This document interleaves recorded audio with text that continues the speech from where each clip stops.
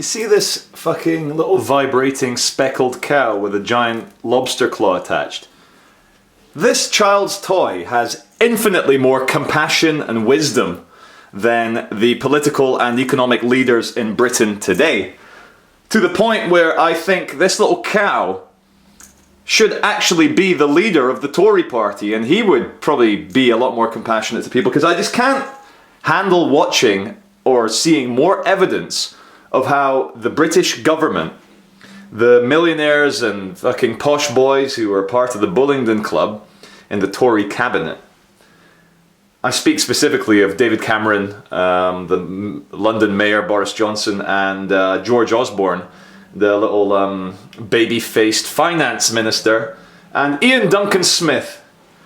These are subhuman, psychopathic scumbags who need to be removed from power immediately, because you can judge a civilization by how it treats the weak and the vulnerable.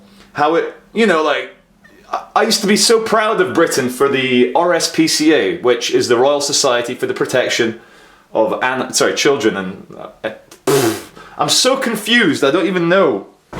Everything is more compassionate than this government. And how much is the government spending on renewing the Trident nuclear submarine fucking malarkey? It's about £100 billion.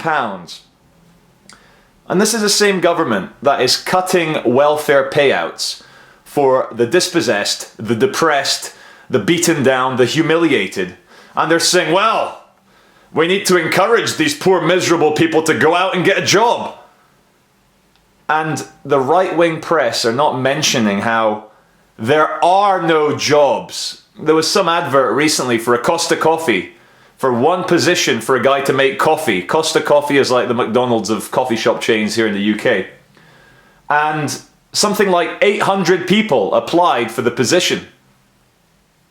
And this is the government saying, well, get on your bicycle and go and get a job. There are no jobs. We are witnessing the collapse of the EU. We are witnessing the collapse of this fiat-based explosion and growth and wealth that we've seen.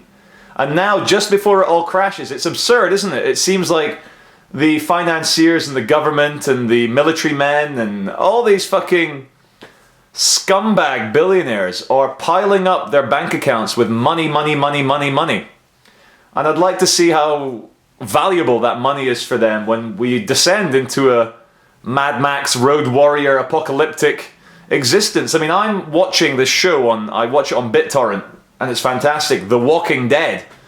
I mean, it could either be filmed in Salford or Detroit. It's a fucking crazy show, but I can't help feeling like it's a kind of reverse form of deja vu into the future, that this is more accurate than any vision David Cameron can try and suggest. It's fucked. Debt, national debt, is increasing at an exponential rate because there's debt on the debt, on the interest, on the interest, on the interest. The graph is becoming unsustainable. You can't borrow your way, you can't lend your way out of this. We are truly seeing the last days of disco. And it does look like now that the middle classes are starting to go to soup kitchens and food banks, because I just watched a report on The Guardian. If you go to theguardian.co.uk and see the video, which is titled Job Centre Sanctions, Your Money is Stopped, You Go into Freefall. There's this like 50-year-old guy, very gentle, very sad, who was earning £2,000 a month, which is approximately $3,000 a month, $3,000. And then he was earning £280 a month on benefits.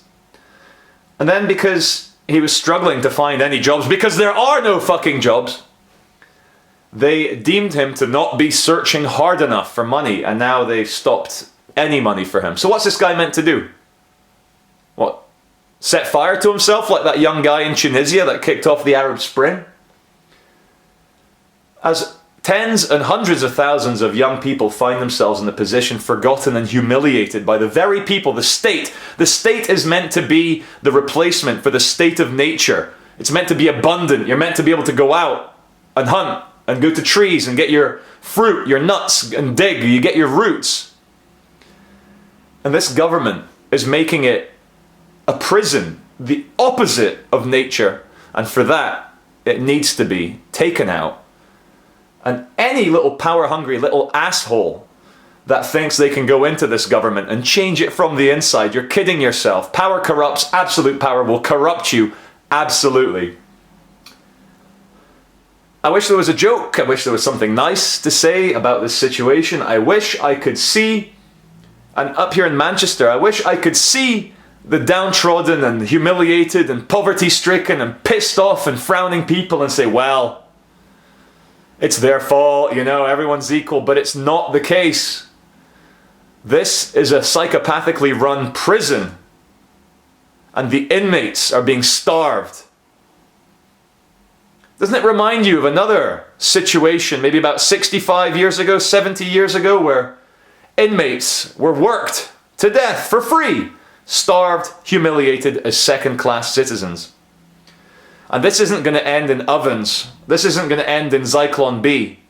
This is going to end with people like David Cameron and George Osborne and all his little suckers of his fucking capitalist little cock being expelled out of this country. And I'll be there. It'll be like the fucking escape from the American embassy in Saigon before it turned into Ho Chi Minh City. I'll be there on the rooftop, waving as these cunts disappear to God knows where in their helicopters.